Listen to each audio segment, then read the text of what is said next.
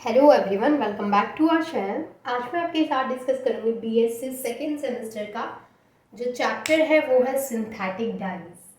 और इसके जितने भी इम्पोर्टेंट टॉपिक्स हैं आपके एग्जाम्स के पॉइंट ऑफ व्यू से वो सारे मैं इसी वीडियो में डिस्कस करूंगी। तो वीडियो के लास्ट तक रहेंगे तो कोई भी आपका इम्पॉर्टेंट टॉपिक नहीं छूटेगा एंड आपके कॉन्सेप्ट्स भी अच्छे से क्लियर हो जाएंगे इस चैप्टर को लेके। तो सबसे पहले एक चीज समझ लीजिए, क्योंकि जो डाई वर्ड है इससे सभी फेमिलियर है। डाई मीन्स क्या होता है कि डाइज होती क्या है भाई, डाइज क्या होती है, डाई एक कलरिंग सब्सटेंस है। कलरिंग सब्सटेंस मीन्स आपको भी पता है कि क्या इससे क्या होता है, कलर। ये कलर करता है बहुत सारी चीजों पे कलर करने के लिए। अब जैसे कपड़े हैं, फाइबर है ना, लेदर है, पेपर है, प्लास्टिक है, हेयर है, फूड स्टफ्स है, इन सब में जो कलर हो रहे हैं वो सभी डाइज ही तो है। Dyes means colouring substance. And वो किस किस चीज, वो ढेर सारी चीजें हैं जिनके लिए उनको यूज किया जा रहा है। तो डाइज क्या है, नेचुरल और सिंथेटिक कलर्ड सब्सटेंस होते हैं। डाइज क्या है भाई, नेचुरल और सिंथेटिक कलरिंग, नेचुरल भी होता है और सिंथेटिक भी होता है। डाइज आर नेचुरल और सिंथेटिक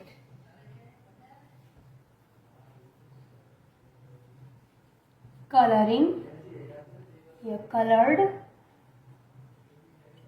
सब्सटेंस। डाइज जो होती है वो कैसे होती है, कलर्ड सब्सटेंसेस होते हैं which are use to colour, which are used to colour. किस किस चीज को कलर करने के लिए यूज किया जाता है भाई, बहुत सारी चीजों को। जैसे टेक्सटाइल है,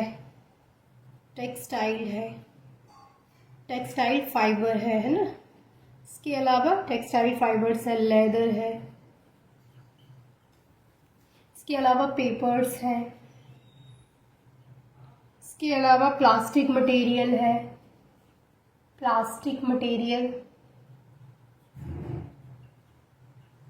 इसके अलावा हेयर एंड फूड स्टफ्स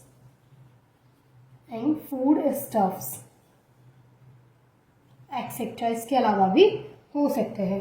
इन सभी चीजों को कलर करने के लिए क्या यूज की जाती है, डाइज यूज की जाती है। तो ये चीज तो आपको एक चीज दिमाग में क्लियर हुई कि चाहे लेदर हो, चाहे पेपर हो, चाहे प्लास्टिक हो, चाहे हेयर हो, हम जो अलग अलग कलरिंग सब्सटेंसेस के नाम पढ़ रहे हैं वो सभी क्या है, वो सभी डाइज में इंक्लूड हो रहे हैं। क्यों भाई, क्योंकि डाइज क्या होती है, कलर्ड सब्सटेंसेस है और जो कि बहुत सारी चीजों को कलर करने के लिए यूज किया जा रहा है। और कितनी सारी चीजों को कलर करने के लिए यूज किया जा रहा है वो आपके सामने भी है।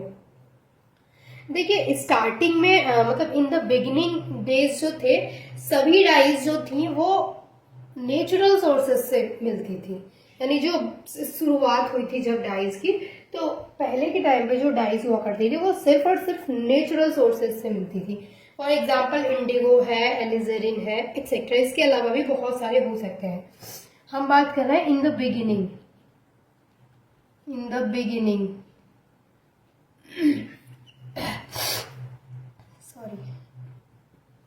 the beginning all dyes were obtained from natural sources। यानी जितनी भी डाइज मिला करती थी वो सभी नेचुरल सोर्सेज से मिला करती थी। जैसे एग्जाम्पल, नेचुरल सोर्सेज के एग्जाम्पल में जैसे हमने बात की अभी, इंडिगो है। इंडिगो का है क्या है, एक नेचुरल सोर्स है जहां से डाइज मिलती थी। इसके अलावा एलिजरिन है, ये भी क्या है, एक नेचुरल सोर्स है जहां से डाई मिलती थी। ठीक है, इसके अलावा भी हो सकते हैं। अभी की अगर हम बात करें, nowadays most of the commercial dyes are synthetic dyes. यानी अगर हम अभी की बात करें तो ज्यादातर जो कमर्शियल डाइज है वो क्या है, सिंथेटिक डाइज है। यानी अब जो डाइज है वो बहुत कम ऐसी डाइज हैं जो कि नेचुरल सोर्सेज से मिल रही हैं। तो अब की बात कर रहे हैं, और पहले की जो डाइज हुआ करती थी वो ज्यादातर नेचुरल सोर्सेज से मिला करती थी।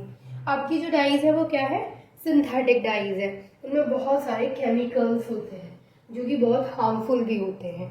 ठीक है, अब जो पर्किन एक साइंटिस्ट थे पर्किन, उन्होंने फर्स्ट कमर्शियल सिंथेटिक डाई को जो प्रिपेयर किया था उसका नाम है मोवे। तो आप इसको यहाँ से नोट करो, फिर मैं आगे का यहाँ पे लिख देती हूँ। अब देखिए जो चीज़ मैंने यहाँ पर अभी एक्सप्लेन की थी वही मैंने यहाँ पे नोट की है कि nowadays most of the commercial dyes are synthetic dyes. और 1956 में पर्किन साइंटिस्ट थे, उन्होंने क्या किया था, उन्होंने जो फर्स्ट कमर्शियल सिंथेटिक डाई दी थी उसका नाम था मोवे। ठीक है, तो ये नाम याद रखना है आपको, ये इम्पोर्टेंट है। इसके अब बाद ये जो हो गया हमारा इंट्रोडक्शन सिंथेटिक डाइज का। ठीक है, तो थोड़ा सा हमने इंट्रो कवर कर लिया है। अब हम बात करते हैं, हमारा जो मेन इम्पॉर्टेंट टॉपिक है वो है कलर एंड कॉन्स्टिट्यूशन, जो कि बहुत इंपॉर्टेंट है एग्जाम्स के पॉइंट ऑफ व्यू से। और इसमें क्या है कि वेवलेंथ का बहुत बड़ा रोल है। आपको अगर वेवलेंथ पता है तो आपको पता रहेगा कि कौन सा कलर शो होने वाला है। तो आप इसको नोट करिए, देन मैं बात करती हूँ कलर एंड कॉन्स्टिट्यूशन की। अब हम बात करते हैं कलर एंड कॉन्स्टिट्यूशन की। तो कलर एंड कॉन्स्टिट्यूशन के बारे में मैंने यहाँ पे 2-4 लाइन नोट की है, बाकी का मैं आपको आगे समझाती हूँ एक्चुअल में इसमें होता क्या है।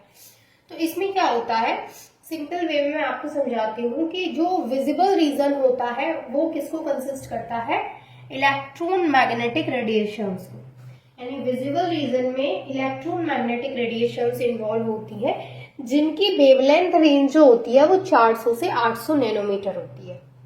अब for the human eye to observe colour in object, यानी जो ह्यूमन आई है कलर को ऑब्जर्व करने के लिए जो ऑब्जेक्ट होने चाहिए वो ये वाली जो वेवलेंथ है इनके बीच में, इन वेवलेंथ, ये जो वेवलेंथ रेंज दे रखी है इसके बीच में वो क्या करने चाहिए, वो विजिबल रेडिएशन को ऑब्जर्व करने चाहिए जो ऑब्जेक्ट है। तो यहाँ पर जैसे जैसे कोई भी मान के चलिए कि कोई मैं यहाँ पे डिफरेंट वेवलेंथ की अगर बात कर रही हूँ, तो जितनी उसकी वेवलेंथ है, जैसे किसी की कुछ और है किसी की कुछ और है, तो अलग अलग वेवलेंथ जो है वो अलग अलग कलर के लिए रेस्पॉन्सिबल है।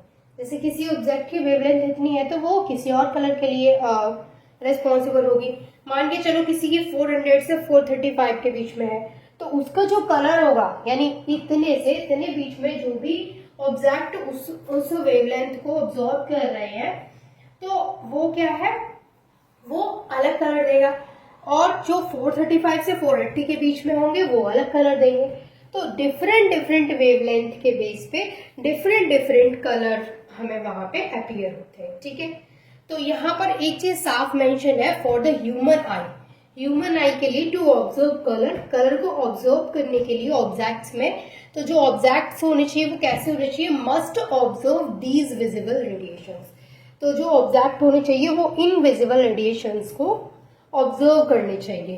तो उनकी जो रेंज होनी चाहिए वो 400 से 800 नैनोमीटर के बीच में होनी चाहिए। अब मैं यहाँ पे आपको बहुत सारे एग्जाम्पल्स कराती हूँ जिसपे कि आप देखेंगे कि अलग अलग वेवलेंथ, यानी कि कौन सी वेवलेंथ पे कौन से कलर शो होंगे। ठीक है, इसलिए आप इसका स्क्रीनशॉट ले लो। देखो यहाँ मैंने कुछ एग्जाम्पल्स लिखे हैं। लाइट एब्जॉर्ब्ड वेवलेंथ नैनोमीटर में, ये जितनी भी है वो सभी नैनोमीटर में है। तो जो लाइट एब्जॉर्ब हो रही है यहाँ पे वो 400 से 435 वेवलेंथ की हो रही है, यानी 400 से 435 नैनोमीटर वेवलेंथ जब एब्जॉर्ब होती है तो जो कलर होता है वो होता है वायलेट, एंड जो कॉम्प्लीमेंट्री कलर प्रोड्यूस्ड होता है वो होता है येलो एंड ग्रीन। ठीक है, और अगर 435 से 480 होती है तो कलर होता है ब्लू, एंड जो कॉम्प्लीमेंट्री कलर प्रोड्यूस्ड होता है वो है येलो। ऐसे ही 480 से 490 पे जाते हैं तो कलर क्या है, green blue, and complementary colour produced is orange. 490 से 500 पे ब्लू ग्रीन, और यहाँ पर कॉम्प्लीमेंट्री कलर प्रोड्यूस्ड रेड। ऐसे ही 500 से 560 पे जाते हैं तो ग्रीन कलर होगा, एंड जो कॉम्प्लीमेंट्री कलर प्रोड्यूस्ड होगा वो होगा पर्पल। इसके अलावा भी है, वो और कराती हूँ आपको। आगे की जो एग्जांपल्स हैं उसमें है कि यहाँ पे 560 से 580 नैनोमीटर की जो वेवलेंथ है वो ऑब्जॉर्ब हो रही है, तो जो कलर है वो है येलो ग्रीन, और कॉम्प्लीमेंट्री कलर प्रोड्यूस जो है वो है वायलेट। ऐसे ही यहाँ पे 580 से 595 है तो जो कलर है वो है येलो, कॉम्प्लीमेंट्री जो कलर प्रोड्यूस्ड हुआ है वो है ब्लू। सेम यहाँ पर इतनी रेंज में ऑरेंज एंड यहाँ पे ग्रीन ब्लू, ये कर लीजिएगा। और देखिए यहाँ पर कोई भी वेवलेंथ जब अब्सॉर्ब नहीं हुई है तो यहाँ पर जो कॉम्प्लीमेंट्री कलर प्रोड्यूस्ड हुआ है वो है वाइट, और सभी वेवलेंथ अगर अब्सॉर्ब हो रही है यानी ऑल वेवलेंथ्स हैं यहाँ पे, तो जो कलर प्रोड्यूस्ड हो रहा है वो है ब्लैक। अब देखिए जितने भी कलरलेस सब्सटेंसेस होते हैं तो उनमें जो एब्जॉर्प्शन होता है, वो जो एब्जॉर्प्शन आकर करता है वो IR और UV रीजन में करता है, not in the visible region. Visible region में नहीं करता है, वो जो भी एब्जॉर्प्शन में कर रहा है वो IR या फिर UV रीजन में होता है, विजिबल रीजन में नहीं होता है। किसके लिए बोल रही हूँ? कलरलेस सब्सटेंसेस के लिए। तो ये यहाँ पे बात हो गई कलर एंड कॉन्स्टिट्यूशन की। इनके जितने भी एग्जाम्पल्स हैं इनको थोड़ा अच्छे से पढ़िएगा, ठीक है, क्योंकि एग्जाम्पल्स ही क्या होते हैं, मोस्ट इम्पॉर्टेंट होते हैं। अब मैं थोड़ा सा आपको बताती हूँ पिगमेंट्स के बारे में। अब आपने ये चीज़ तो सुन दी कि पिगमेंट्स वर्ड से भी आप उसी तरीके से फैमिलियर हैं जितना कि आप डाइज से हैं, क्योंकि पिगमेंट्स भी आपने सुन रखा है कई दफ़ा। अब देखिए जो पिगमेंट्स है या फिर जो डाइज है, दोनों ही क्या होते हैं, दोनों के पास क्या होते हैं, कलर्स होते हैं। यानी both dyes and pigments have colour, both dyes and pigments have colours. लेकिन यहाँ पे फिर डिफरेंस कहाँ हो गया? क्योंकि अभी इतनी बात अगर हमने बोली कि दोनों के पास क्या है, कलर्स हैं, जब दोनों कलरिंग कंपाउंड्स हैं तो फिर एक को हम डाई और दूसरे को हम पिगमेंट क्यों बोल रहे हैं? सिंपल सा क्वेश्चन माइंड में जरूर आएगा। तो देखिए डाइज जो होती हैं वो सॉल्युबल होती हैं and are used for colouring fabrics. यानी जो डाइज होती हैं वो सॉल्युबल तो होती है, उसके साथ साथ उनको किसके लिए, किस पर्पज से यूज किया जाता है, फैब्रिक को कलर करने के लिए यूज किया जाता है। लेकिन अगर पिगमेंट्स की बात करें तो pigments can not be used as a dyes, यानी पिगमेंट्स को डाइज की तरह यूज नहीं किया जाता है, क्योंकि जो पिगमेंट्स होते हैं उनको कोटिंग के लिए अप्लाई किया जाता है। जैसे मेटल्स हैं, वुड सरफेसेस है, तो उनको व्हाइट लेड के साथ मिक्स करके, देखिए मैं सिंपली बताती हूँ, डाइज की अगर मैं यहाँ पे बात कर रही हूँ तो ये क्या होते हैं सॉरी, डाइज की अगर हम यहाँ पे बात कर रहे हैं तो इनको कलर करने के लिए किस पे यूज किया जाता है, कलरिंग फैब्रिक, फैब्रिक को कलर करने के लिए यूज किया जाता है। But if we talk about pigments, तो पिगमेंट्स को किस लिए यूज किया जाता है, पिगमेंट्स को कोटिंग पर्पस के लिए यूज किया जाता है। Pigments are applied for coating, coating के लिए इसको यूज किया जाता है। किस पे कोटिंग, कोटिंग मेटल, मेटल पर और वुड सरफेसेस पर, वुड सरफेसेस जो होते हैं उन पर कोटिंग की जाती है पिगमेंट से। किस तरीके से की जाती है, तो पहले जो पिगमेंट्स होता है उसको व्हाइट लेड के साथ मिक्स किया जाता है। After mix with white lead, white lead के साथ में इसको मिक्स किया जाता है एंड देन इसकी कोटिंग की जाती है। तो यहाँ से हम कह सकते हैं कि जो डाइज और पिगमेंट्स हैं बोथ आर डिफरेंट कंपाउंड। ये चीज सेम है कि दोनों कलरिंग कंपाउंड है, दोनों कलरिंग सब्सटेंसेस है, बट यहाँ पर डिफरेंस कहाँ पर है कि जो पिगमेंट्स होते हैं उनको मेटल्स, वुड सरफेसेस पर कोटिंग के लिए यूज किया जाता है, वाइल डाइज को कहाँ पे यूज किया जाता है, I have already discussed with you. Synthetic dies में मैं आपके साथ डिस्कस कर रही हूँ क्रोमोफोर ऑक्सीक्रोम थ्योरी के बारे में। अच्छा, इसको हम ऐसे भी बोलते हैं relation between colour and constitution. Relation जो है कलर एंड कॉन्स्टिट्यूशन के बीच में, उसी रिलेशन को जिस थ्योरी में पढ़ा जाता है उस थ्योरी को हम बोलते हैं क्रोमोफोर ऑक्सीक्रोम थ्योरी। अच्छा भाई, इसमें बताया क्या जाता है, इसमें मैं अगर आपको सिंपल वे में अगर एक चीज़ एक्सप्लेन करूँ, एक ही पॉइंट में आपको क्लियर करवाऊँ कि ये जो क्रोमोफोर ऑक्सीक्रोम थ्योरी है इसमें क्या बताया जाता है।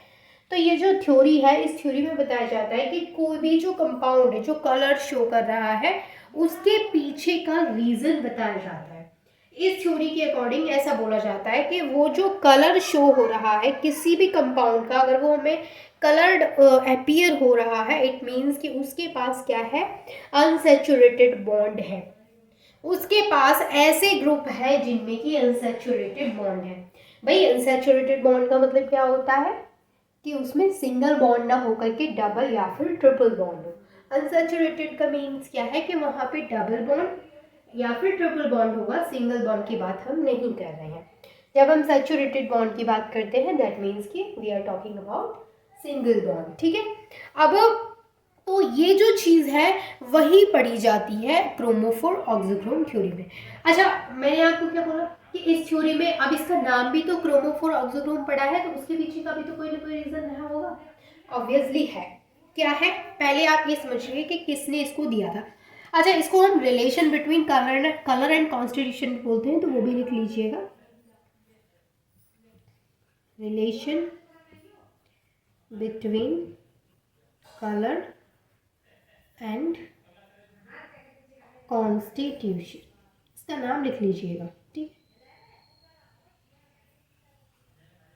मतलब जब अगर हम बात करें, क्वेश्चन ऐसे पूछा जाए कि कलर एंड कॉन्स्टिट्यूशन के बीच में रिलेशन बताइए, तब भी आपको ऑक्सोक्रोम क्रोमोफोर ऑक्सोक्रोम थ्योरी को ही एक्सप्लेन करना है। और अगर आपसे डायरेक्ट क्वेश्चन पूछा जाए कि क्रोमोफोर ऑक्सोक्रोम थ्योरी को बताइए, तब भी आपको डायरेक्ट वही लिखना है जो मैं आपको बताने जा रही हूँ।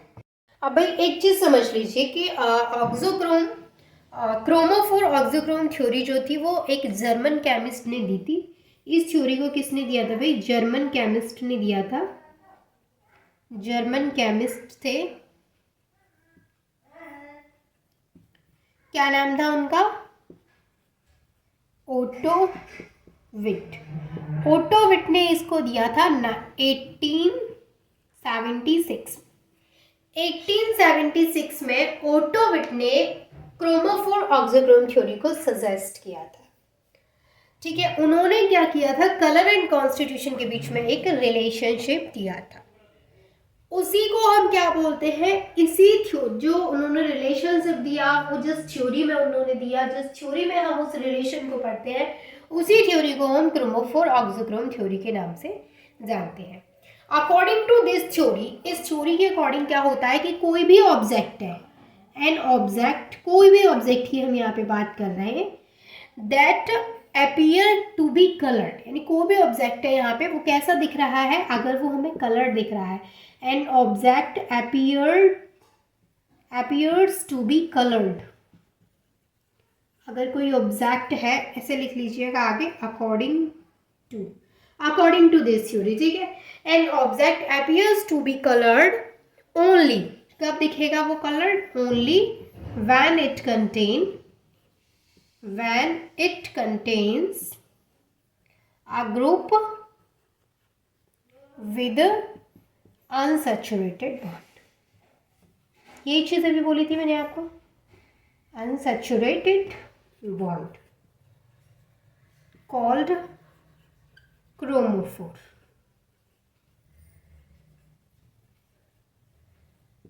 समझे भाई क्या है ऑक्सोक्रोम क्यों बोला जाता है? उसके पीछे भी मतलब उसका भी एक अलग से मैं आपको हेडिंग लिखवाऊंगी, मतलब हेडिंग नहीं, एक डेफिनेशन टाइप का लिखवाऊंगी, ठीक है।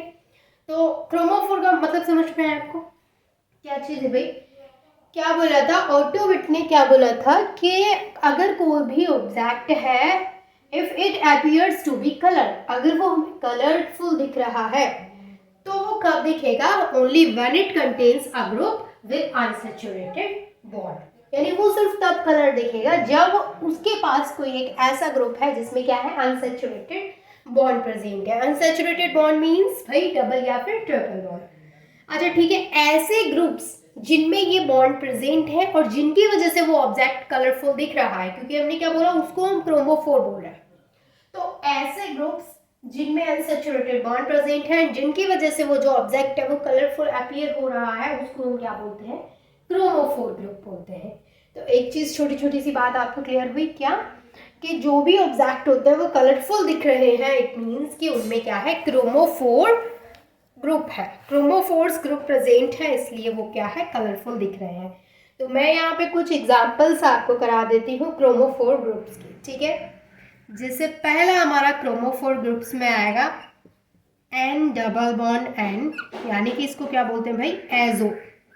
इसका नाम क्या है, एजो। तो आप देख सकते हैं unsaturated double bond, unsaturated bond हो गया ये, ठीक है। सेकंड अगर हम यहाँ पे एग्जांपल लें तो ये हो गया हमारा सेकंड ग्रुप, इसको क्या बोलते हैं भाई, इसको बोलते हैं नाइट्रो। NO2 ग्रुप है, इसको क्या बोलते हैं भाई, नाइट्रो। थर्ड अगर हम यहाँ पे एग्जाम्पल लें तो ये हो गया N से डबल बॉन्ड से ऑक्सीजन जुड़ा है, इसको बोलते हैं नाइट्रोसो, नाइट्रोसो।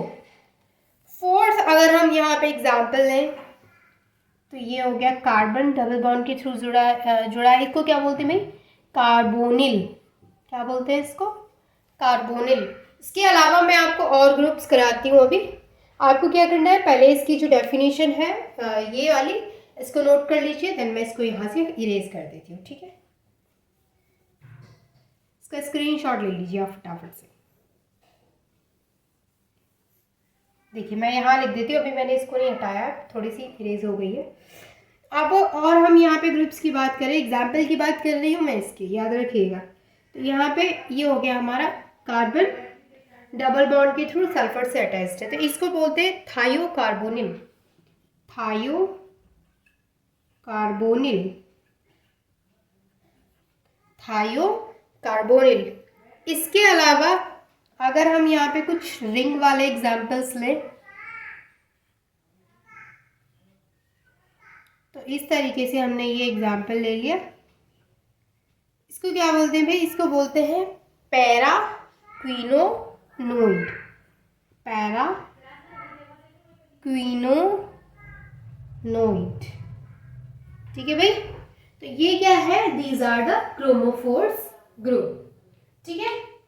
क्रोमोफोर ग्रुप्स हो गई है, और इनकी वजह से क्या होता है, कोई भी जो कंपाउंड है जो ऑब्जेक्ट है वो कलर शो करता है। Is it clear to all of you? यहाँ तक किसी को कोई डाउट नहीं होना चाहिए। सारे मैंने एग्जाम्पल्स आपको करा दी है, सारे नहीं कराए हैं, ऐसा नहीं कि सारे यही है, और भी एग्जाम्पल्स हैं, बट हाँ मोस्ट ऑफ द आपको करा दिए, ठीक है। चलिए, तो ये हमारी जो बात हुई है वो किस पे हुई है, क्रोमोफोर के ऊपर थोड़ी सी बात हुई। अब यहाँ पर एक पॉइंट ये क्लियर कर लीजिए कि कोई भी कलर्ड कंपाउंड है, यानी पहला पॉइंट आपने वो डाला, सेकंड पॉइंट इसको डालेगा। फर्स्ट पॉइंट आपने वो डाला जो मैंने डेफिनेशन लिखवाई थी, अकॉर्डिंग टू कौन, according to this theory, Otto Witt के अकॉर्डिंग, जो मैंने फर्स्ट पॉइंट लिखवाया था कि जो भी कलर कंपाउंड है वो जो अपीयर हो रहा है कलर, वो उसमें कोई भी ऐसा ग्रुप होता है जिसमें कि अनसैचुरेटेड बॉन्ड होते हैं। तो फर्स्ट पॉइंट मैंने आपको ये लिखवाया था। सेकंड पॉइंट क्या कहता है कि कोई भी कंपाउंड है जिसमें कि क्रोमोफोर ग्रुप प्रेजेंट है और वो उसकी वजह से क्या है, कलर है, यानी कोई भी कलर्ड कंपाउंड जिसमें कि क्रोमोफोर ग्रुप प्रेजेंट है तो उसको बोलते हैं क्रोमोजन। वो जो कंपाउंड है उसको हम क्या बोलेंगे, क्रोमोजन, यानी अ कलर्ड compound containing chromophore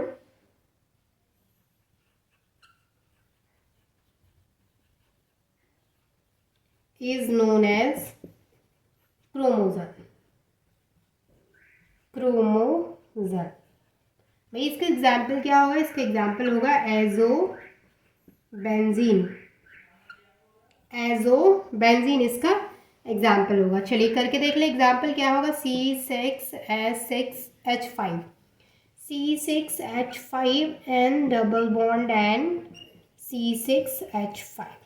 इसका एग्जाम्पल क्या होगा भाई, एजोबेंजीन। इसके अलावा भी और एग्जाम्पल्स इसके हो सकते हैं, बट मेनली आपको क्या, आपको कॉन्सेप्ट समझना है। सेकंड पॉइंट क्या कह रहा है वो चीज़ को समझिए, एंड एग्जाम्पल यहाँ पे एजोबेंजीन लिख लीजिए। नाउ अब हम बात करते हैं थर्ड पॉइंट की। देखिए विट जो थे उन्होंने कुछ आगे भी विजुअलाइज किया, उन्होंने कुछ अलग ग्रुप्स को भी देखा। अब जैसे हमने यहाँ पे बात करी कि अभी इसकी कि उन्होंने कुछ ऐसे ग्रुप्स को देखा जिनकी वजह से जो कंपाउंड है वो कलर को शो कर रहा था, और उन ग्रुप्स को उन्होंने क्या नाम दे दिया, क्रोमोफोर नाम दे दिया। अब जो विट थे उन्होंने आगे अदर ग्रुप्स को भी विजुअलाइज किया, लेकिन उन्होंने ऐसा देखा कि जो आगे उन्होंने जो विजुअलाइज किया है अदर ग्रुप्स को, वो क्रोमोफोर्स नहीं है, बट वो क्रोमोफोर्स तो नहीं है, बट वो जो प्रेजेंट है वो क्रोमोफोर के साथ प्रेजेंट है, और उसकी वजह से जो कलर है उसको और डीप कर रहे हैं, और डीपन कलर कर रहे हैं। कोई समझ में आ रहा है, नहीं आ रहा? चलिए फिर से बताती हूँ। इस पॉइंट को यहाँ से हटा दूँ तब समझाती हूँ। थर्ड पॉइंट है जो मैं आपको बताने वाली हूँ, वो है हमारे थर्ड पॉइंट। देखिए ध्यान से समझिए। थर्ड पॉइंट क्या कहता है कि विट ने क्या किया, अदर ग्रुप्स को विजुअलाइज किया। विट ऑल्सो विजुअलाइज्ड अदर ग्रुप्स। इन्होंने कुछ अदर ग्रुप्स देखे, यानी जो भी कंपाउंड की बात कर रहे हैं, हम कलर कंपाउंड की बात कर रहे हैं यहाँ पे। तो अब तक जो विट थे उन्होंने क्या देखा कि जो भी कलर कंपाउंड है वो क्रोमोफोर ग्रुप की वजह से है, लेकिन फिर इन्होंने बाद में कुछ अलग ग्रुप्स भी देखे जिनको कि क्रोमोफोर नहीं बोल रहे हैं, वो जो कि क्रोमोफोर है ही नहीं, कुछ और ही है वो। इन्होंने बाद में बताया क्या है वो। लेकिन जो विट थे उन्होंने क्या किया, also visualised other groups. Other groups को उन्होंने विजुअलाइज किया which are not chromophore, which are not chromophore, जो कि क्या है, क्रोमोफोर नहीं है। विच आर नॉट क्रोमोफोर, अब वो क्रोमोफोर नहीं है तो क्या है, आता है कि नहीं दिमाग में क्वेश्चन, आना चाहिए, नहीं आ रहा है तो आना चाहिए। But when present together with chromophores deepen colour. अब मैंने क्या बोला कि जो विट ने जो कलर जो ऑब्जेक्ट देखे, मतलब जो कलर्ड कंपाउंड देखे, उसमें उन्होंने जो अदर ग्रुप्स को देखा वो क्या है, क्रोमोफोर नहीं है।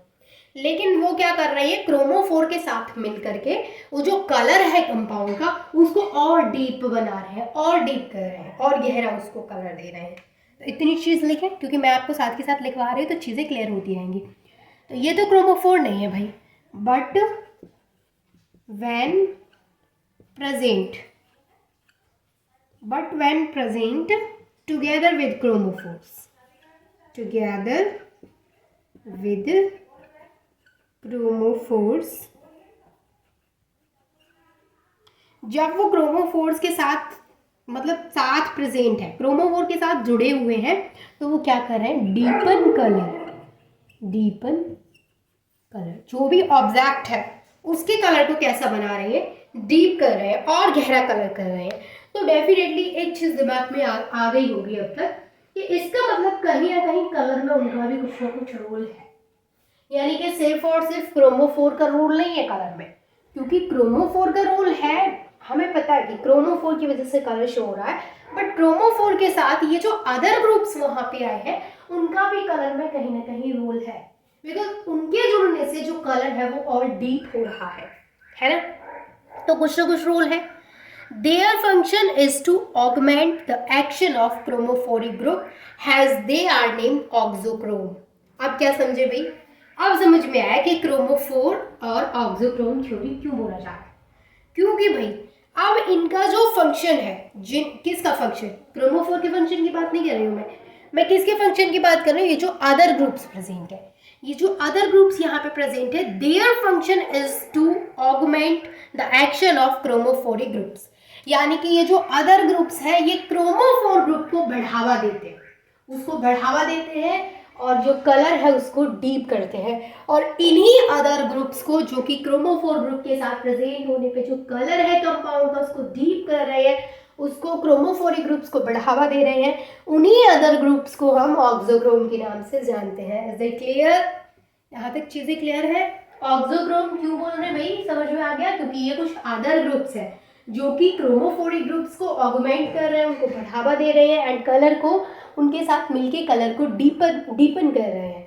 तो ये चीज़ें आपको क्लियर हुई कि क्रोमोफोर ऑक्सोक्रोम थ्योरीज का नाम क्यों है, क्योंकि इसमें chromophore and auxochrome both are present. ठीक है, चलिए इतनी चीज़ लिखी, आप क्या लिखना है आपको, their function is to augment the action of chromophoric group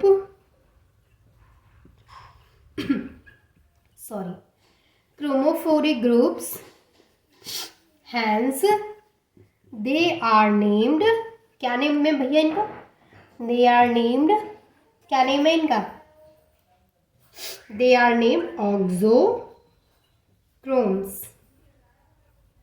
और इसके अलावा कलर ऑगमेंट्स भी बोलते हैं, कलर ऑगमेंटर्स, कलर ऑगमेंट्स नहीं कलर ऑगमेंटर्स भी बोलते हैं, और इसके अलावा शार्पनर्स भी बोलते हैं। कौन सा वाला शार्पनर है ये, वो वाला शार्पनर नहीं है, कौन सा वाला जिससे आप पेंसिल को छीलते हैं? दूसरा है ये। इनका नेम है ये शार्पनर्स, ठीक है, स्पेलिंग ठीक है, शार्पनर्स। अभी भी स्पेलिंग मिस्टेक है, एक आ आएगा, NERS, ठीक है। अब ठीक है, स्पेलिंग SHARPENER, शार्पनर्स। तो समझ में आ गया, इनको शार्पनर्स भी बोलते हैं, इनको कलर ऑगमेंटर्स भी बोलते हैं, और इनको ऑक्सोक्रोम्स भी बोलते हैं। यहाँ तक चीज़ें क्लियर है? आप देखिए, the auxochromes may be acidic और बेसिक इन नेचर। जिन ऑक्सोक्रोम्स की हम बात कर रहे हैं यहाँ पे, इनकी ये नेचर में एसिडिक और बेसिक हो सकते हैं। यानी ये जो ऑक्सोक्रोम है, auxochrome, it may be acidic, ये एसिडिक भी हो सकते हैं नेचर में, और बेसिक भी हो सकते हैं नेचर में, ठीक है। पॉइंट है, अच्छा पॉइंट है, याद रखिएगा कि एसिडिक होते हैं, बेसिक होते हैं, तो ये एसिडिक बेसिक कुछ भी हो सकते हैं। अब आपको सिर्फ इतना ही करना है इसमें, और इसमें आपको जो चीज़ थी मैंने आपको बता दिया है। इसके एग्जाम्पल्स बहुत सारे हो सकते हैं, करा दूँ एक दो एग्जाम्पल? चलिए, इसको पहले आप स्क्रीनशॉट लीजिए, फिर मैं ये वाला जो पॉइंट है, थर्ड वाला पॉइंट, इसमें आपको एक सीक्वेंस कराती हूँ। किसका? ऑक्सोक्रोम्स का, मतलब एग्जाम्पल टाइप का समझ लीजिए। क्या कराया मैंने, क्या कराया नहीं, क्या कराने वाली हूँ। The main auxochromes may be arranged in the order of decreasing effectiveness. हम यहाँ पे कुछ मेन ऑक्सोक्रोम्स को लिखेंगे सॉरी हम यहाँ पे कुछ मेन ऑक्सोक्रोम्स को लिख रहे हैं। Main auxochromes may be arranged, may be arranged in the decreasing effectiveness as follow। क्या है भाई, कराते हैं अभी, ये देखो, इसको लिख लीजिएगा एज इट इज, ठीक है। इसको लिख देंगे तो क्या होगा कि अच्छा इंप्रेशन पड़ेगा।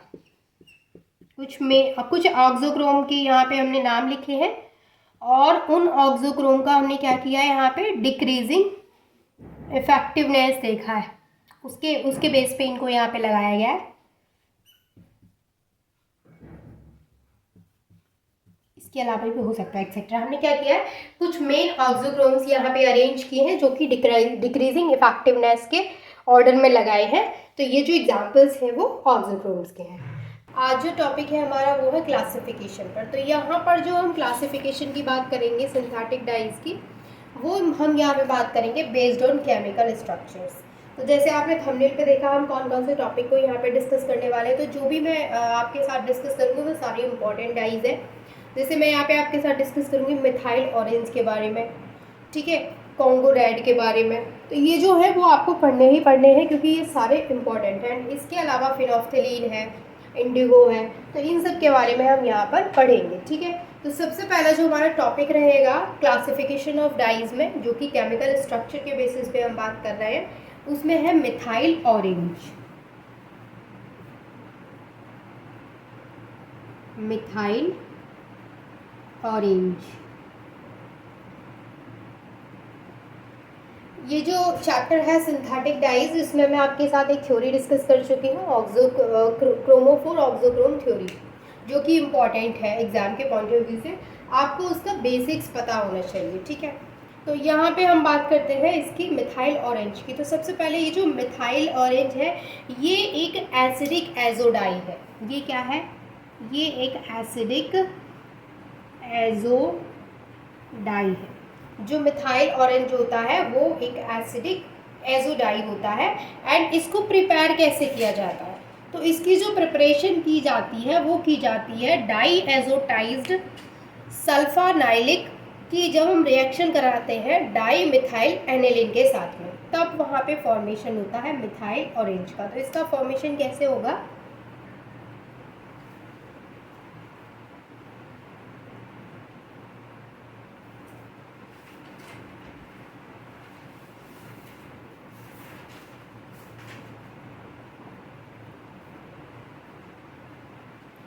SO3H, इसका जो नाम है वो है डाई एजोटाइज्ड सल्फानिलिक एसिड। तो यहाँ पर ये जो है डाई एजोटाइज्ड सल्फानिलिक एसिड, इसको हम किसके साथ में रिएक्ट कराते हैं? डाई मिथाइल एनिलीन के साथ में। इसको हम यहाँ पे रिएक्ट करवाएंगे डाई मिथाइल एनिलीन के साथ में। तो ये क्या करती है, आपस में कपल हो जाते हैं। यहाँ पे है हाइड्रोजन और यहाँ पर जुड़ा है NCH3 का ट्वाइस। ये है यहाँ पे डाई मिथाइल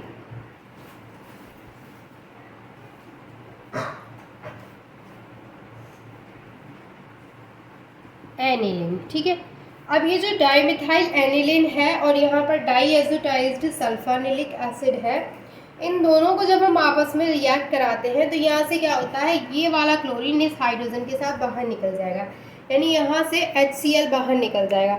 और जब यहाँ से HCl बाहर निकलेगा तो यहाँ पे मिथाइल ऑरेंज का फॉर्मेशन होगा। तो यहाँ से हम क्या करवा देंगे, यहाँ से HCl बाहर हो जाएगा, -HCl हो जाएगा और बाकी की जो रिएक्शन है यहाँ पे ये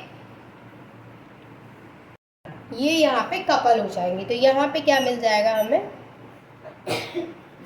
इस तरीके से, ये SO3H एज इट इज़। यहाँ पर ये जो दोनों नाइट्रोजन है वो इस तरीके से दोनों नाइट्रोजन आ गई है और ये जो बॉन्ड है वो यहाँ पे दूसरी वाली जो रिंग है उसके साथ में बन गया है। और यहाँ पे क्या जुड़ा है, NCH3 का होल ट्वाइस। और ये क्या होता है भाई, ये होता है मिथाइल ऑरेंज। तो सबसे पहली चीज़ कि आपको मिथाइल ऑरेंज का स्ट्रक्चर पता होना चाहिए, ठीक है। और सेकंड चीज़ कि इसका फॉर्मेशन कैसे हुआ है वो भी आपको पता होना चाहिए। मिथाइल ऑरेंज क्या है, ये एक एसिडिक एजोडाई है, ठीक है। अब ये तो हो गई इसकी प्रिपरेशन की बात। थोड़ा सा मैं आपको इसके यूजेस बताती हूँ, आप इसका स्क्रीनशॉट ले सकते हैं। अब अगर हम मिथाइल ऑरेंज के यूजेस की बात करें तो ये जो डाई है इसको किसके लिए यूज़ किया जाता है, वूल एंड सिल्क को डाई करने के लिए यूज़ किया जाता है। डाइंग वूल एंड सिल्क, यानी जो वूल और सिल्क होती है उसको डाई करने के लिए यूज़ किया जाता है ऑरेंज, मिथाइल ऑरेंज को। लेकिन जो भी कलर होता है जब इससे डाई करते हैं तो वो जो कलर होता है वो जितनी उसकी धुलाई होती है, जितनी बार उसको वॉश करते हैं और वो एयर में एक्सपोज होने की वजह से उसका जो कलर है वो फेड हो जाता है, ठीक है। तो बाद में वो फेड हो जाता है, ये चीज़ भी याद रखनी है। लेकिन इसको किसके लिए यूज़ किया जाता है, वुड नहीं है, वूल है, वूल एंड सिल्क को डाई करने के लिए यूज़ किया जाता है। इसके अलावा इसको एज अ इंडिकेटर भी यूज़ किया जाता है एसिड बेस टाइट्रेशन में। इसको as a indicator, as an indicator use किया जाता है किसमें, in acid base titration, acid base titration. Acid base titration में इसको इंडिकेटर की तरह भी यूज़ किया जाता है। और ये क्या देता है, it gives pink colour in acidic medium. ये जो एसिडिक मीडियम में मिथाइल ऑरेंज जो है एसिडिक मीडियम में देगा pink colour. Methyl orange acidic medium में कौन सा कलर देगा, पिंक कलर शो करेगा। जबकि अगर हम बेसिक मीडियम की बात करें तो ये जो बेसिक मीडियम में वो येलो कलर शो करता है। बेसिक मीडियम में ये कौन सा कलर शो करेगा, येलो कलर शो करेगा। तो ये कुछ बात हो गई इसके बारे में, मिथाइल ऑरेंज के बारे में, कि ये एजो डाई होता है। इसको वूल एंड सिल्क को डाई करने के लिए यूज़ किया जाता है। लेकिन जैसे जैसे इसको एयर में रखा जाता है और जितनी बार इसकी वॉशिंग की जाती है तो इसका जो कलर है वो फेड हो जाता है, हल्का पड़ जाता है। इसको एज एन इंडिकेटर भी यूज़ किया जाता है एसिड बेस टाइट्रेशन में। इसके अलावा एसिडिक मीडियम में ये जो कलर शो करता है वो पिंक कलर होता है और बेसिक मीडियम में येलो होता है। तो ये यहाँ पे बात हो गई जस्ट मिथाइल ऑरेंज के बारे में। अब हम बात करते हैं कॉन्गो रेड के बारे में।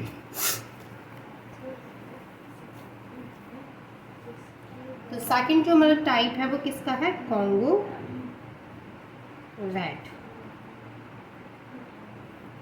देखिए कॉन्गो रेड जो है ये भी क्या है, एक डाई है, और ये किससे ऑब्टेन्ड होती है, by coupling tetrazotised benzidine with 2 molecules of naphthionic acid. यानी यहाँ पर ये कैसे फॉर्म होती है, सबसे पहले एक चीज़ समझ लीजिए कि ये जो है डाई है, इसको किसके लिए यूज़ किया जाता है, तो इसको कॉटन, डायरेक्ट कॉटन के लिए यूज़ किया जाता है। ये जो डाई है इसको कॉटन पे किया जाता है, ठीक है।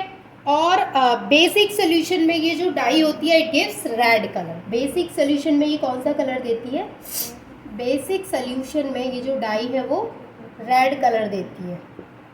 कॉन्गो रेड की हम बात कर रहे हैं। अच्छा, बेसिक सोल्यूशन में तो ये रेड कलर देती है, एंड एसिड में, एसिड के टुवार्ड्स जो होती है ये बहुत सेंसिटिव होती है, it is very sensitive towards acids. The colour changes blue from red in the presence of inorganic acid. ये देखिए एसिड के टुवार्ड्स बहुत ज़्यादा सेंसिटिव होती है ये, it is sensitive to acid. इसका जो कलर है, इसका जो कलर है, the colour changes, the colour changes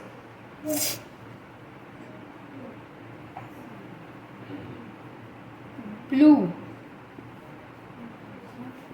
from red, red से ब्लू में चेंज हो जाता है in the presence of inorganic acid, किसी इनऑर्गेनिक एसिड की प्रेजेंस में, in the presence of inorganic acid, ठीक है। ये कुछ यहाँ पे बेसिक बात हो गई कि बेसिक सोल्यूशन में रेड कलर शो करती है एंड ये बहुत सेंसिटिव होती है टुवार्ड्स एसिड, एंड इसका जो कलर है वो रेड से ब्लू में चेंज हो जाता है जब इसमें किसी इनऑर्गेनिक एसिड की प्रेजेंस, जब मतलब इसमें कोई इनऑर्गेनिक एसिड को डाला जाता है तो इनऑर्गेनिक एसिड की प्रेजेंस में इसका जो कलर है वो चेंज हो जाता है, ठीक है। और ये जो डाई है कॉन्गो रेड उसको कॉटन पे यूज़ करते हैं, डायरेक्टली कॉटन पे इसको यूज़ किया जाता है, ठीक है। अब इसकी बात करते हैं हम प्रिपरेशन की। अब मैं इसकी प्रिपरेशन की बात करती हूँ, तो प्रिपरेशन में क्या है कि जो डाइज है इनके जो स्ट्रक्चर्स है वो थोड़े से टिपिकल ज़रूर है और थोड़े से टिपिकल नेम भी है।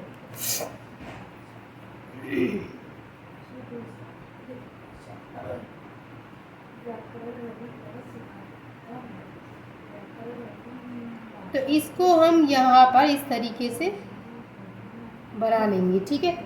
यहाँ पे क्या जुड़ा है N2 प्लस, यहाँ पर भी N2 और Cl माइनस, ये देखिए इस पे प्लस है इस पे माइनस है, ये Cl माइनस है एंड यहाँ पर भी Cl माइनस है। इसको हम, इसका जो नाम है वो क्या है, टेट्राजोटाइज्ड बेंजीडाइन का जो नेम है वो क्या है, टेट्राजोटाइज्ड बेंजीडीन। अब ये जो टेट्राजोटाइज्ड बेंजीडीन है उसको हमें किसके साथ में रिएक्ट कराना है, यहाँ पे 2 मॉलिक्यूल्स हम लेंगे, किसके लेंगे, नेफ्थियोनिक एसिड के, या फिर बोल सकते हैं सोडियम सॉल्ट के। 2 मॉलिक्यूल्स लेंगे, 2 मॉलिक्यूल्स ऑफ नेफ्थियोनिक एसिड। तो यहाँ पे हम बनाएंगे इसके, ये मैं यहाँ पे एक, यहाँ पे ये इस तरीके से नहीं है बॉन्ड,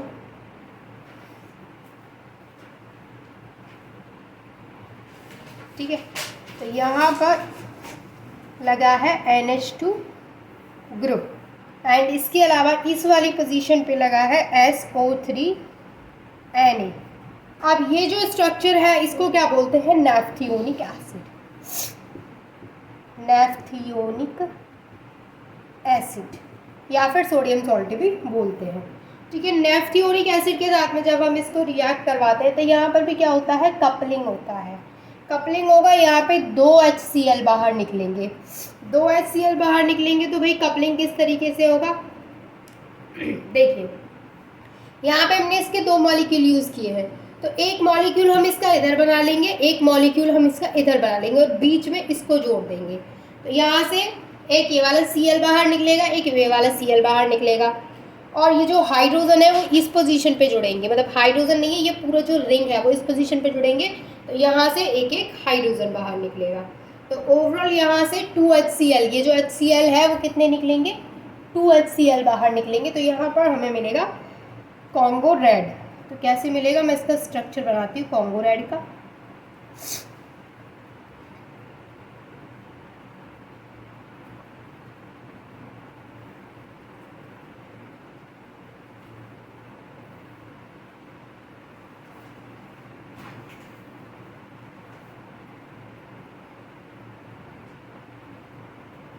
NH2, ठीक। यहाँ पे हम आ गए N double bond N,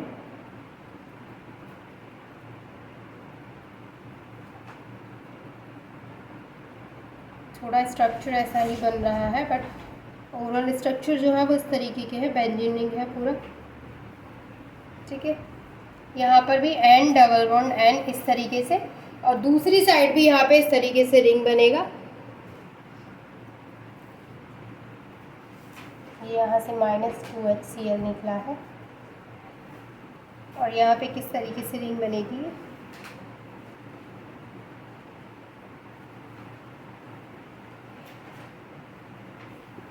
NH2 as it is यहाँ पर अटैच्ड है,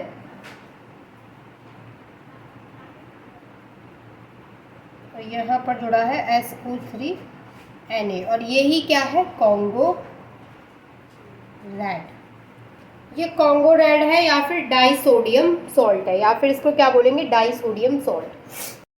तो आज हम डिस्कस करेंगे फिनोल्फ्थालीन डाई के बारे में, इसके अलावा इंडिगो डाई के बारे में। तो सबसे पहला जो हमारा टॉपिक है वो है फिनोल्फ्थालीन डाई। और उससे भी पहले मैं आपको एक चीज़ बताना चाहूँगी कि हमारा जो चैप्टर चल रहा है वो है synthetic dies BSc second semester का, और अब तक मैं ऑलमोस्ट सारे चैप्टर्स आपके कंप्लीट करा चुकी हूँ। और ये जो हमारा चैप्टर है इसका वन शॉट भी कल अपलोड हो जाएगा। तो इससे क्या होगा कि आपके जो सारे चैप्टर्स हैं उन सभी के मैंने वन शॉट अपलोड कर दिए हैं, और जो रह गया उसकी हम कर ही रहे हैं। बाई चांस से एक चैप्टर या फिर रह गया होगा, वरना सबके हो चुके हैं। जो भी रह गया उसको भी हम कर लेंगे, और जितने भी कवर हो चुके हैं वो सब वन शॉट डल चुके हैं। आप वन शॉट के थ्रू अपने एग्ज़ाम्स की प्रिपरेशन कर सकते हैं, और अब आपके एग्ज़ाम्स भी आ गए हैं। तो सबसे पहले तो आपको all the best for your exams. And अब हम स्टार्ट करते हैं फिनोल्फ्थालीन के बारे में। देखिए, जो फिनोल्फ्थालीन है ये एक थैलिन डाई है, इट इज़ अ थैलिन डाई।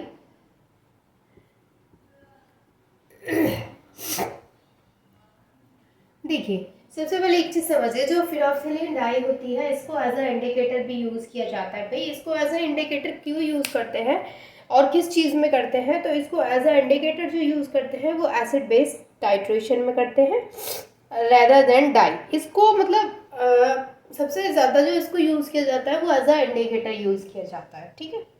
तो यहाँ पर एक पॉइंट ज़रूर लिखना है आपको, जो कि फिनोल्फ्थालीन जो होता है ये वाइट क्रिस्टलाइन सॉलिड होता है।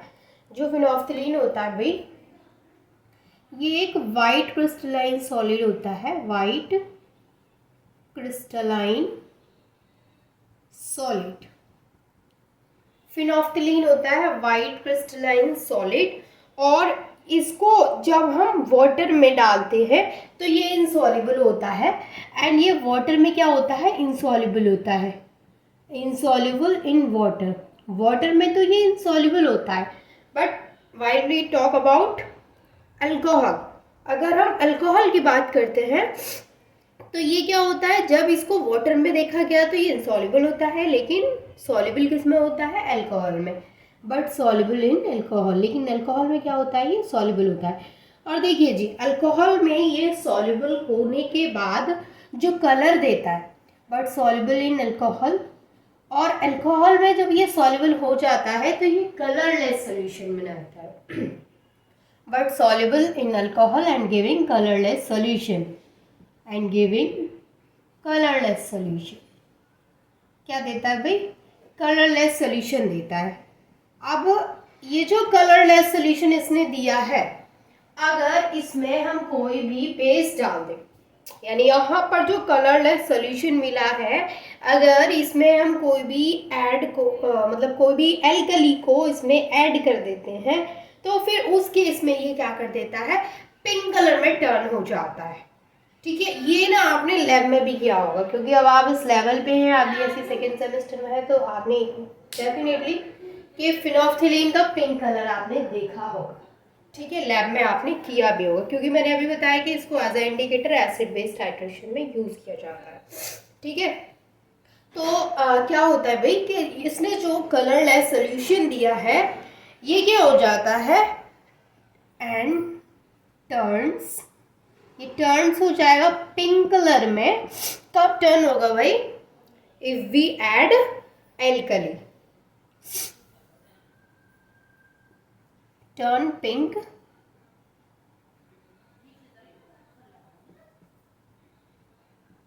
Addition of alkali.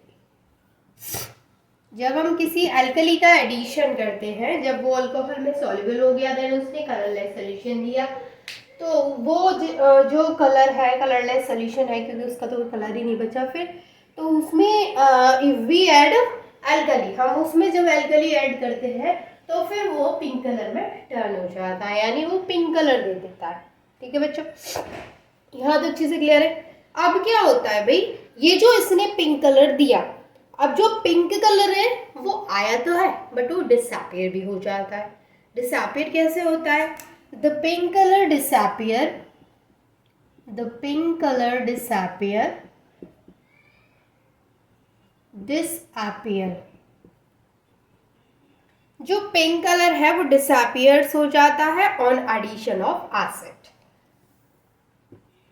On addition of acid, जब उसमें किसी एसिड का एडिशन किया जाएगा, addition of acid, then pink colour क्या हो जाता है भाई, डिसअपियर हो जाता है। तो यहाँ तक का कॉन्सेप्ट आपको क्लियर होना चाहिए।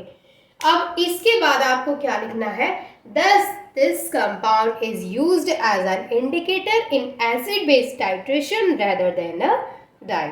इज इट क्लियर, क्या लिखना है, दस, अब तो आपको समझ में आ गया कि किस लिए इसको एसिड बेस टाइट्रेशन में यूज किया जाता है ना। Thus this compound, thus this compound is used as an indicator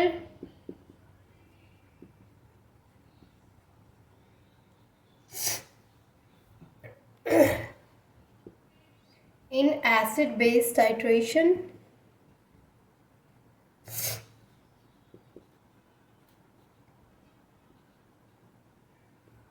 rather than dye। यहाँ तक की ये जो चीज़ मैंने आपको समझाई, यहाँ तक कोई डाउट है तो आप मुझे बताइए।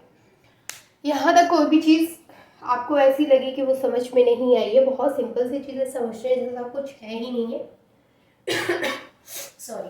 तो सिर्फ मैंने क्या बोला है कि एक थैलिन डाई होती है, ये एक वाइट क्रिस्टलाइन सॉलिड होता है, वाटर में सॉल्युबल होता है, अल्कोहल में सॉल्युबल होता है। सॉल्युबल होने के बाद अल्कोहल में जब ये सॉल्युबल हो जाता है तो कलरलेस सॉल्यूशन देता है, उसमें जब हम कोई भी अल्कली को ऐड करते हैं तो वो पिंक कलर देता है, और बाद में जो पिंक कलर है वो डिसअपियर हो जाता है जब कोई भी एसिड उसमें ऐड किया जाता है। And that's why this is used as an indicator in acid base titration rather than dye. Is that clear? चलिए, यहाँ तक हमारी बात होने के बाद जो हमारा नेक्स्ट पॉइंट आता है वो आता है इसकी प्रिपरेशन पे। तो आप इसका स्क्रीनशॉट लें। अब जो हमारा टॉपिक आता है वो आता है इसकी प्रिपरेशन का।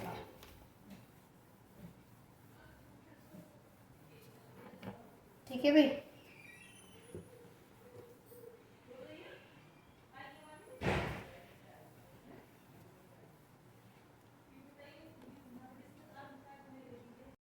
अब देखिए भाई क्या होता है कि जब हम इसकी प्रिपरेशन की बात करते हैं तो हमने यहाँ पे सबसे पहले ये जो हमारा स्ट्रक्चर है वो है थैलिक एनहाइड्राइड का।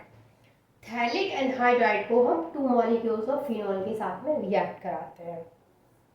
तो हमने यहाँ पे ले लिया 1 मॉलिक्यूल थैलिक एनहाइड्राइड का एंड 2 मॉलिक्यूल्स हमने यहाँ पे ले लिए ये फिनॉल के।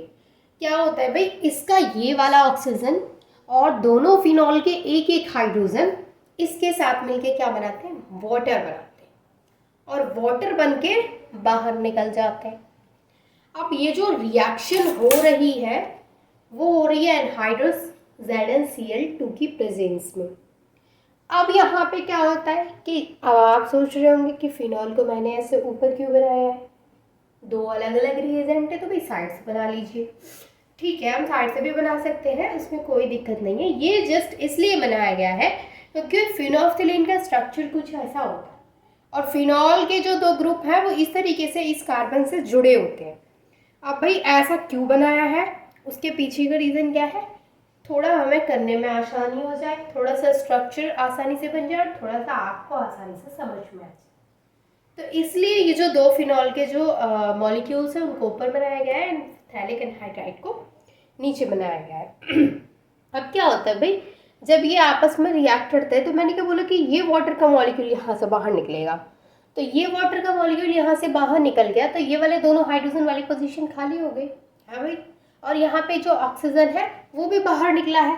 तो अब ये कार्बन भी दो बॉन्ड बनाएगा, तो क्या होता है कि ये दोनों जगह खाली है, कार्बन के साथ ऑक्सीजन ने डबल बॉन्ड बना रखा था वो हट गया यहाँ से, तो ये जो दोनों बॉन्ड, कार्बन को दो बॉन्ड की जरूरत है और इन दोनों फिनॉल का एक एक हाइड्रोजन गया है तो इनको भी बॉन्ड बनाना है, तो ये जो बॉन्ड है इनके वो इस तरीके से यहाँ बन जाता है। तो ये जो ओवरऑल हमारे पास स्ट्रक्चर बना है, देखिए ये यहाँ पे बेंजीन का स्ट्रक्चर है ऐसा ही, तो ये थोड़ा तिरछा बिरछा हो गया, उसको उसको ऐसा मत समझिए कि ये जो शेप है वो चेंज हो गई, वो वही है, थोड़ा सा इधर उधर हो गया, कर लीजिएगा सही। ठीक है, तो ये हो गया हमारा फिनोल्फ्थालीन। तो ये हो गई प्रिपरेशन ऑफ फिनोल्फ्थालीन एंड मैंने आपको बता दिया फिनोल्फ्थालीन के बारे में 2-4 पॉइंट्स कि उसको एज इंडिकेटर यूज़ किया जाता है। आई होप कि फिनोल्फ्थालीन आपको समझ में आ गया। ठीक है, इतना आपने पढ़ लिया, इतना इनफ है रिगार्डिंग फिनोल्फ्थालीन। अब आप इसका स्क्रीनशॉट ले लें तो हम इंडिगो डाई के बारे में डिस्कस करते हैं। ठीक है, चलिए इंडिगो डाई के बारे में देखिए। इंडिगो जो है उसका जो बर्थ प्लेस है वो क्या है, इंडिया। तो India is the birth place of indigo and it is generally known as indigotin. इसको जनरली क्या बोला जाता है, इंडिगोटिन बोला जाता है and it is double indole derivative. और क्या है ये, डबल इंडोल डेरिवेटिव है। तो सबसे पहले एक चीज़ लिख लीजिए कि इंडिया जो है, India is the birth place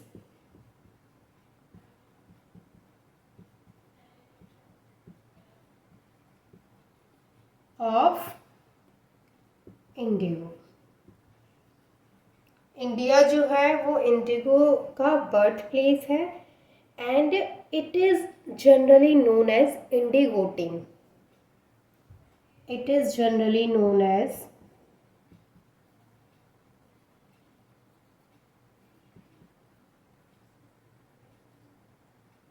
इंडिगोटिन।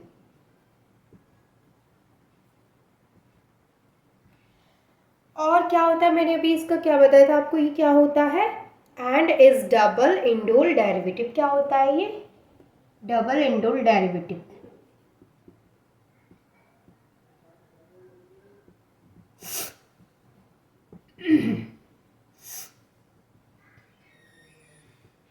ये डेरिवेटिव है, ठीक है, डबल इंडोल डेरिवेटिव। अब देखिए जो इंडिगो है ये ओल्डेस्ट टाइम पे, यानी पहले क्या थी, ये वेट डाई थी। तो it is the oldest known vat dye. जब इसको पहले नोन हुआ तो ये क्या थी, it is oldest known vat die.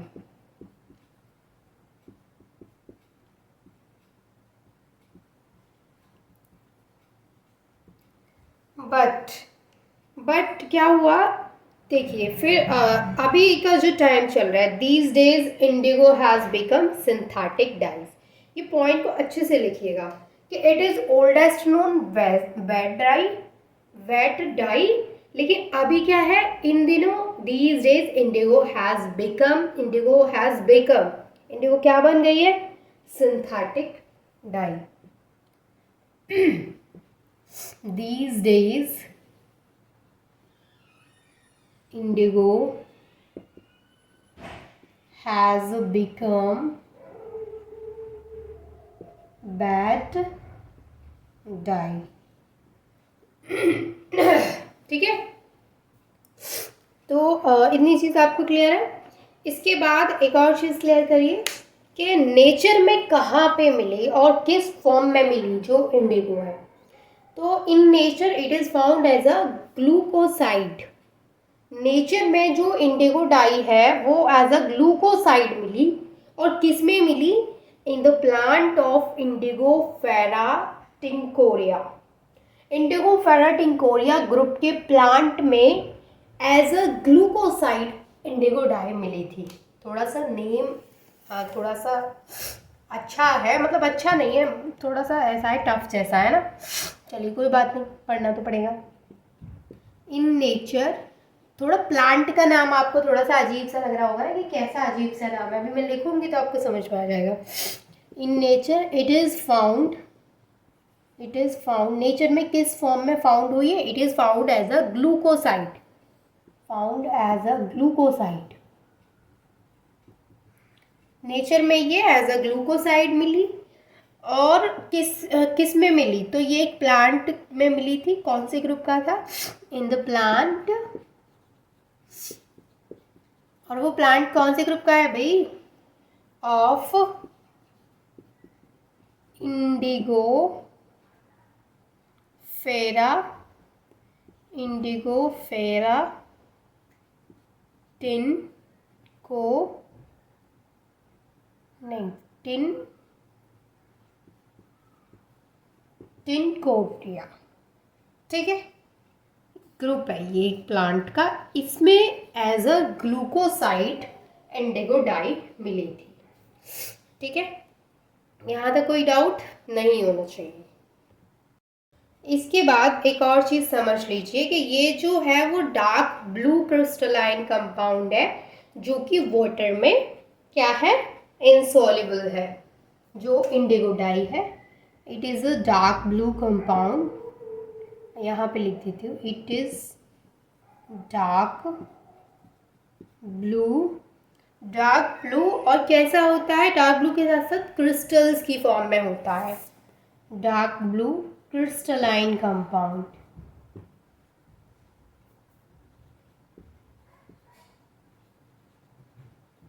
It is a dark blue crystalline compound insoluble in water.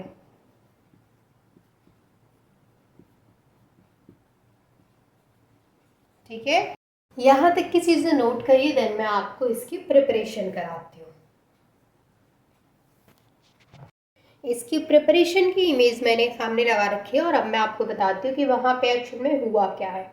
क्योंकि इसकी जो प्रिपरेशन है वो थोड़ी बड़ी है और मुझे इसका वन शॉट भी डालना है, थोड़ा बड़ा हो जाएगा, इसलिए मैंने प्रिपरेशन की इमेज लगा रखी है, आप देख सकते हैं।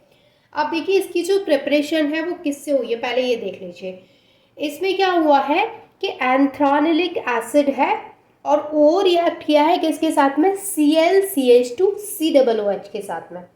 हुआ क्या है कि एंथ्रानिलिक एसिड का जो NH2 है उसमें से NH2 का एक हाइड्रोजन उस Cl के साथ में, वो जो क्लोरीन जुड़ा है CH2 के साथ में, उसके साथ में HCl बन के बाहर निकल गया है। और बाकी का जो CH2 COOH है वो एज इट इज NH2 जो था वहाँ पे, अब NH बचा है वहाँ पे जुड़ गया है। तो ये जो हमें नया स्ट्रक्चर मिला है इसको बोलते हैं एन फिनाइल ग्लाइसिन ऑर्थोकार्बोक्सिलिक एसिड। अब ये जो हमें मिला है इसको हमने किसके साथ में रिएक्ट करवाना है? पोटेशियम हाइड्रोक्साइड के साथ में रिएक्ट कराना है, इसको हीट करना है। एंड इसके अलावा NaNH2 के साथ में जब इसको रिएक्ट कराएंगे तो यहाँ से क्या होता है भाई? वाटर बाहर निकलता है। अब जब यहाँ से वाटर बाहर निकलेगा तो यहाँ पे क्या होता है कि जो दो COOH ग्रुप है, आप देख पा रहे हैं यहाँ पे क्या हुआ है कि ये ना एक रिंग फॉर्म कर लिया है इन्होंने, एक रिंग टाइप का बना लिया है। यहाँ से वाटर का मॉलिक्यूल यानी H2O यहाँ से बाहर निकला है और एक रिंग बना लिया है। और इसको क्या बोलते हैं? इसको बोलते हैं इंडोक्सिलिक एसिड, इंडोक्सिलिक एसिड। अब क्या होता है कि अब इसमें से CO2 का रिमूवल होता है। अब यहाँ से क्या होगा? CO2 बाहर निकलेगा। जब CO2 बाहर निकलेगा तो क्या होगा कि यहाँ पर जो COOH लगा है उसमें से CO2 बाहर निकल जाएगा, हाइड्रोजन वहाँ पे रह जाएगा। तो CO2 बाहर निकलता है जैसे ही, तो यहाँ पे क्या होता है? हाइड्रोक्सी कीटो फॉर्म बन जाती है, क्योंकि अब आप देख सकते हैं C डबल बॉन्ड O वहाँ पे बना हुआ है। तो यहाँ पे क्या हो जाती है? हाइड्रोक्सी नहीं, सॉरी, इंडोक्सी कीटो फॉर्म बन जाती है। अब क्या कराते हैं? इसका ऑक्सीडेशन कराते हैं। और जब हम इसका ऑक्सीडेशन कराते हैं तो यहाँ से वाटर के 2 मॉलिक्यूल्स बाहर निकलते हैं, यानी 2H2O बाहर निकलेगा और यहाँ पे फाइनली इंडिगो का फॉर्मेशन हो जाएगा। And this dye is used for dyeing cotton its colour is resistant to light and washing. ये जो डाई होती है भाई, इसको कॉटन को डाई करने के लिए यूज़ किया जाता है एंड इसका जो कलर है वो रेजिस्टेंस होता है लाइट एंड वॉशिंग के लिए। तो ये था हमारा पूरा चैप्टर। आई होप कि ये चैप्टर आपको अच्छे से क्लियर हो गया होगा। कहीं भी कोई भी कैसा भी डाउट है, समझ में नहीं आया है, देन मैं तो यहाँ पे हूँ ही आपकी हेल्प करने के लिए। And thank you so much for watching this video.